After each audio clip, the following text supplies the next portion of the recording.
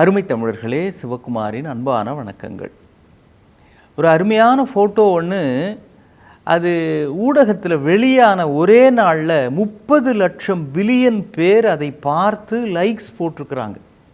அது ஒரு பெரிய உலக அளவிலே விவாத பொருளாக ஆகிவிட்டது. இது ஒருவேளை உங்களுடைய கையில் இருக்கிற அந்த செல்ஃபோனில் கூட நீங்கள் பார்த்துருக்கலாம். ஆனால் ரொம்ப சுவாரஸ்யமான முக்கியமான விஷயம் அந்த ஒற்றை புகைப்படம் தான். என்னென்ன விஷயங்களோ நிறைய வைரலாலாம் போகும். அதுவும் மீம்ஸ் போடுறாங்க, காமெடியாக நம்முடைய ரீல்ஸ் போடுறாங்க. அதுவும் நம்முடைய வடிவேலு அவர்களுடைய அந்த காமெடி, அவருடைய நகைச்சுவை பஞ்ச்லைன் நம்முடைய இந்த மாதிரி ரீல்ஸ் இதெல்லாம் போடுறவங்களுக்கு பெரிய அளவில் கை கொடுக்குது. அந்த திரைப்படம் வந்தப்போ கூட அந்த வசனங்கள் சுமாராக தான் இருந்திருக்கும். ஆனால் இதில் போடுகிற பொழுது அது பெரிய அளவில் ரீச் ஆகுது. ஒற்றை ஃபோட்டோ. இந்த உலக கால்பந்து போட்டி அண்மையில் நடந்துச்சு இல்லைங்களா? அதில் போய் பார்க்கிறார்கள். ஜப்பான் நாட்டை சேர்ந்தவர்களும் அங்கே நடந்து அவர்கள் பார்க்கிறார்கள். அதில் சுவாரஸ்யமான விஷயம் என்னென்னா, அந்த ரசிகர்கள் எல்லாம் கால்பந்தாட்ட போட்டி முடிஞ்ச பிறகு அவங்களும் போயிட்டாங்க. ஆனால் உலகம் முழுக்க இருக்கிற ஒரு நல்ல வழக்கம் என்னென்னா, இது மாதிரி பல பேர் சேர்ந்து இருக்கிற இடத்துல சும்மாவாக இருப்பாங்க. பாப்கார்ன் சாப்பிடுவாங்க, ஐஸ்கிரீம் சாப்பிடுவாங்க, சிப்ஸு சாப்பிடுவாங்க. அப்புறம் அதுக்கு சாப்பிட்ட பிறகு அந்த கவரை அப்படியே கால்பந்தாட்ட மைதானத்தில் போட்டுடுறது. அப்புறம் குளிர்பானங்கள் குடித்தா அந்த பாட்டில், அந்த டெட்ரா பேக்குன்னு சொல்கிறோமே, அதெல்லாம் அங்கங்கே அப்படியே இருக்கும். அப்படியே குடிச்சிட்டு அப்படியே வச்சுட்டு போயிடுறான். இது மாதிரி போன பிறகு யாரோ சில பேர் மட்டும் அப்படி ஒருவருக்கு ஒருவர் பேசிக்கொள்ளுகிறார்கள். அந்த விளையாட்டு மைதானம் முழுவதும் இருக்கிற எல்லா குப்பைகளையும் எடுத்து ஒரு கூடையில் போடுறாங்க. அவங்கவுங்க கையில் ஒரு சாக்குப்பை மாதிரி ஒரு பிளாஸ்டிக் பை இருக்குது, அதில் போடுறாங்க. பெரிய மைதானத்தை இது தான் தூய்மைப்படுத்த வேண்டியது, தன்னுடையது, நாம் பொருட்படுத்தி அவர்கள் அந்த பெரிய விளையாட்டு அரங்கத்தை அவர்கள் தூய்மைப்படுத்துகிறார்கள். இது போன வருஷம் வைரலாக போச்சு. நீங்களாம் கூட பார்த்துருக்கலாம். ஒரு வேளை பாரியா, ஜப்பான்காரன் தான்யா, ஏதோ வந்தோம், விளையாட்டு பார்த்தோம், எந்திரிச்சு போனோம், கோல் அப்படின்னு கத்தினோம், சிக்ஸர் அப்படின்லாம் கத்திட்டு இருப்பாங்களே கிரிக்கெட் மேட்ச்சில். விதவிதமாக என்ன நடந்தாலும் சவுண்டு கொடுப்பாங்க நம்ம ஆடியன்ஸு. சிக்ஸர் ஆனாலும் கத்துவாங்க, 4 அடித்தாலும் கத்துவாங்க, அவுட் ஆனாலும் கத்துவாங்க. எல்லாத்துக்கும் அதில் ஒரு மகிழ்ச்சி. சரி, சியர் கேர்ள்ஸ்லாம் வேண்டவே வேணாம், சும்மாவே சேர் ஆடுறது நம்முடைய இயல்பு. அது விளையாட்டினுடைய வலிமை, ஈர்ப்பு. அதே மாதிரி வந்தமா போனோமா அப்படின்னு இல்லாமல் யாரோ சில பேர் பொறுப்போடு எடுத்து அந்த விளையாட்டு அரங்கத்தை தூய்மைப்படுத்துகிறார்களே.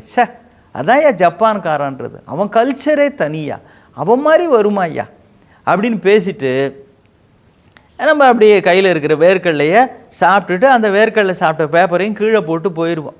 அது நம்முடைய வழக்கம் இருக்கட்டும். இவர்கள் அதை எடுத்து தூய்மைப்படுத்தி வைத்து விட்டு போனார்கள். ஆச்சுங்களா? அதில் ஒருத்தருடைய புகைப்படம். யார்? அந்த கீழே இருக்கிற குப்பையெல்லாம் எடுத்து பிளாஸ்டிக் பையில் போட்டுக்கிறாரு, தூய்மைப்படுத்துகிறாரு. ஒரு பக்கம் அவருடைய படம், இன்னொரு பக்கம் அதே மனுஷன் வீட்டில் உட்காந்துருக்கிறார். வீட்டில் உட்காந்துக்கிட்டு எதிர்த்தாப்பில் டிவி பார்த்துட்டு கையில் ரிமோட்டோடு உட்காந்துருக்கிறார். அவருடைய மனைவி அந்த அம்மா கையில் மாப் ஸ்டிக்கோடு நின்றுக்கிட்டு இருக்கிறாங்க, தொடச்சிக்கிட்டு இருக்கிறாங்க. இவர் டிவி பார்த்துருக்கிறார், அந்த அம்மா தரையை தொடச்சிக்கிட்டு இருக்கிறாங்க.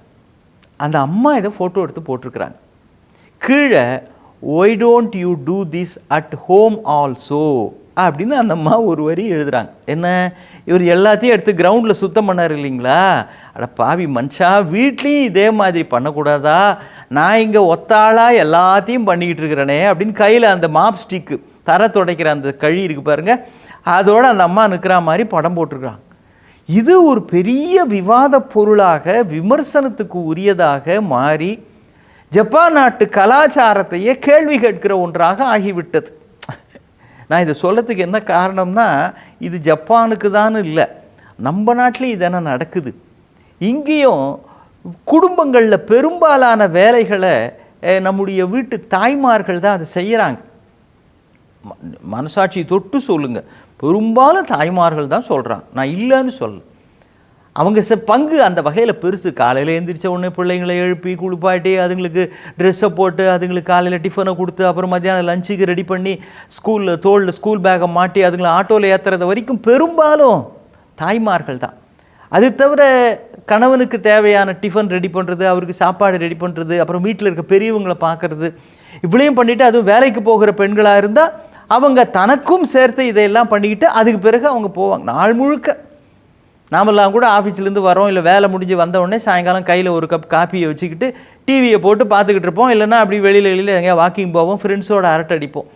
ஆனால் அதுக்கு பிறகும் இரவு நேர உணவு தயார் பண்ணி அதை எல்லாருக்கும் போட்டுட்டு அப்புறம் இரவு பிள்ளா முடிச்சுட்டு பெண்கள் படுக்கிறப்போ 11 மணி 11:30 மணி ஆயிடுது.